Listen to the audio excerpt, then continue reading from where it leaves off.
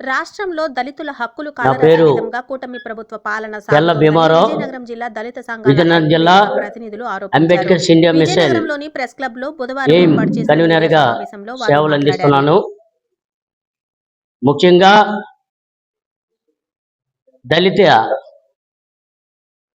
Senior అధికారి గౌరవనీయులు నీతి నిజాయితీ గల అధికారి, డేరింగ్ డైనమిక్ అధికారి, ఎటువంటి ప్రలోభకు లొంగకుండా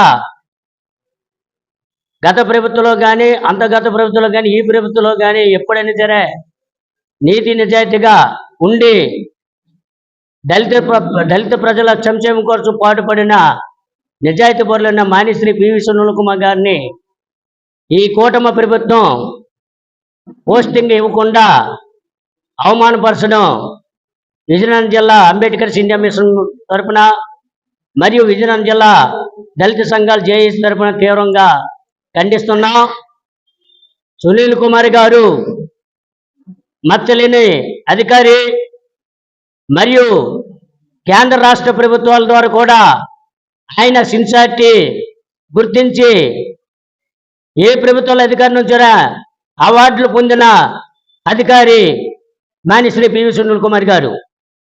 అటువంటి సునీల్ కుమార్ గారిని టార్గెట్ చేసి దళిత ప్రజల కోసం ఆయన ఆలోచిస్తున్నారని మరియు దళితవాడ పంచాయతీ ఆయన అంబేద్కర్ ఇండియా మిషన్ స్వచ్ఛంద సంస్థ ఏర్పాటు చేసి దళిత ప్రజలు చైతన్యం తీసుకొస్తున్నారనే కక్షతో ఈ కూటమి ప్రభుత్వం బ్యాంకులో అప్పులు ఎగ్గొట్టిన రఘురామకృష్ణరాజు గారు ఆయన మాటలకు ప్రలోభపడి సునీల్ కుమార్ గారిని పోస్టింగ్ ఇవ్వకుండా అవమానపరచడం చాలా దారుణమైన విషయం.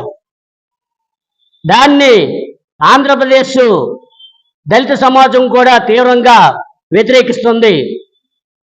దళితులు ఉసురు ఊరికే పోదు. గత ప్రభుత్వాలు కూడా చవి చూశాయి. ఈ ప్రభుత్వం కూడా చవి చూడడానికి సిద్ధంగా ఉంటే ఆయనకి అన్యాయం చేస్తే మీరు కూడా చవి చూస్తారని ఈ రకంగా మీకు ప్రభుత్వానికి హెచ్చరిస్తున్నాం. నిజాయితీ గల అధికారుల్ని పట్టుకొని ఎట్లాంటి అవమానకరమైన రీతిలో మీరు పోస్టింగ్ ఇవ్వకుండా 9 నెలలు ఉంచడం చాలా దారుణమైన విషయం. దీనిని కూడా తీవ్రంగా ఖండిస్తాం.